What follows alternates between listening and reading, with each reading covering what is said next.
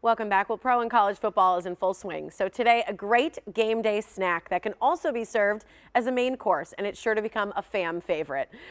We joined Chef Kate Lulav from Jones Dairy Farm in her own kitchen. She's going to show us how to make these Thai pork meatballs with coconut ginger rice. They are perfect for your next homegating party, right, Kate? I wish you could smell my kitchen right now. I believe it. We're getting a little feedback from your mic, but that's okay. Right, I'm so excited to hear a little bit about these because as you go off camera, I'll just talk to your kitchen table for a second. But they sound delicious. I cannot wait to try them. And we were joking, we always miss you here in studio because we know it fills it with so much good smells. And I can't wait until I can get back in the studio so I can feed you guys, so you can smell all these great smells. So, Absolutely. Okay, is that better? Yeah, that sounds so much better. Thanks for switching All that. right. Okay, so these Awesome. are Thai pork meatballs with coconut ginger rice. Yes. So we've always talked about our sausage and how versatile it is. This is one of those recipes where you wouldn't necessarily think that you would use a breakfast sausage for this, but the great spice flavor that's already in here and what we're going to add to it is going to be perfect. So I have one of our sausage rolls already in the bowl, and to that I am just going to add a little bit of fresh ginger. Okay.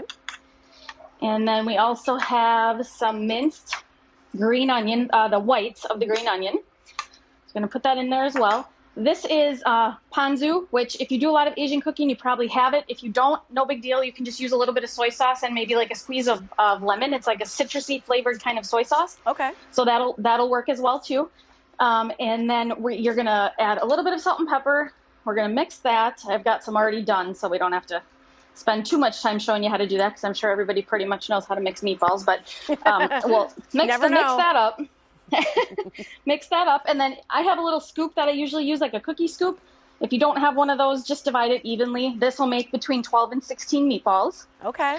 So you want to mix that thoroughly, and then, like I said, I'm not going to completely show you how to do that because I'm pretty sure people know how to make meatballs. So we're going to mix that meat, scoop them into balls, and you'll get, again, about 12 to 16. Put those on the tray.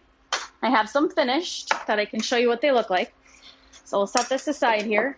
And then in our skillet, I have the sauce that's going to go on the meatballs. So that is just simply coconut milk. And then we have a little bit of Thai chili sauce. So it's going to give it a little bit of a kick. Is it a sauce or a paste when you use Thai chili? Thai chili comes in a bottle. It is a sauce. It's a thick sauce. Okay. So you're going to mix that with your coconut milk. And that's the only two ingredients that are in the skillet. They just take a little bit of time to reduce. So I had started that before we started. Mm-hmm.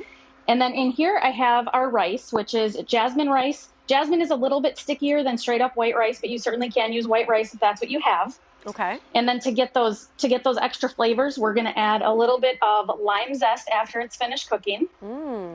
I cooked it with some coconut milk, some water, and then a little bit of butter, a little bit of sugar, a little bit of salt, so you get those extra flavors in there. Oh, you cooked the rice in coconut milk. I did, and it's wonderful. Anytime you can cook rice in any kind of liquid that's got some extra flavor to it, whether it's chicken stock, beef stock, the coconut milk will help bring out the flavors in the coconut milk and the sauce. So it just kind of pulls it all together. Love it. I have not done that before. Does it boil? You have to. You just boil it like you would boil your water before you dump your rice in. All right, there we go. So I added all of that into the rice. So we've got our rice ready to go. And we're going to plate that up here. And then I like to serve it with some veggies on the side. You can do green beans. You can do whatever you like. I did carrots because that's what I have. Perfect. And of course, because they're orange. So we have those we can scoop up. I love this. And, while you're doing that, while you're kind of plating that, I just want to mention, the Jones that you're using, you have the no sugar. It's all natural. There's so few ingredients. And this is what makes it so special when you find it. And often that's also why it's in the freezer section, right? Absolutely. It's in the freezer section because we don't have additives or preservatives. There's no MSG. It's certified gluten-free. We don't use any binders or fillers of any kind. And we recently actually took the little bit of water that was in that original recipe. We actually took that out. Oh, that's new. So now there's only 3 ingredients. So it's just pork, salt, and spices. That's it. Wow. Okay, so you're getting even more then. That's fantastic. Yes, pure protein. I mean, it's just such a delicious flavor. And before there was just the small amount of water that was there. Yep. Really, you didn't notice that anyway, but we took it out. So now it's only 3 ingredients instead of 4. So even more simple. Love it. So are you going to toss those meatballs in the sauce then? I am, yep. So I bake those. Okay. Those go into a 425 oven for about 15 to 20 minutes. Yep.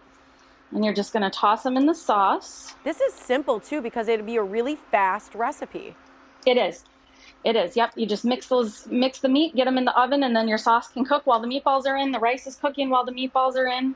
I So like yeah, that because sauces it's can be great. intimidating, I think, to people. And I if think people a little don't bit. know, yeah, if they don't know where the Jones Dairy Farm products that you like best, you can always use the product locator. I think it's such an easy tool on your website where you literally can just go in, put your zip code, and that's going to tell you. So if you want the no sugar natural sausage roll, if you want the cherry smoked bacon, if you want a certain, the Canadian bacon or whatever it is that you like best, you can find Yes. where it is closest to you. Yes, our website is wonderful. Between the recipe locator, like you said, information about the company, information about the products, tons of recipes. So if you're looking for this recipe or a bunch of other recipes, those are on there. I'm just topping the meatballs with a little bit of sesame seed, a little bit of red pepper flake, some green onion, and I threw some peanuts on there as well. This looks beautiful, Kate. I cannot wait to make this recipe. Thank you so So much. there you go. Thank you. Gorgeous. There it is. Look at that. That's the Thai pork meatballs with coconut ginger rice. You're the best, Kate. Here's where you can find more for Jones Dairy Farm. Just go to their website, jonesdairyfarm.com. You can search for that recipe for the Thai pork meatballs with coconut ginger rice. Yum.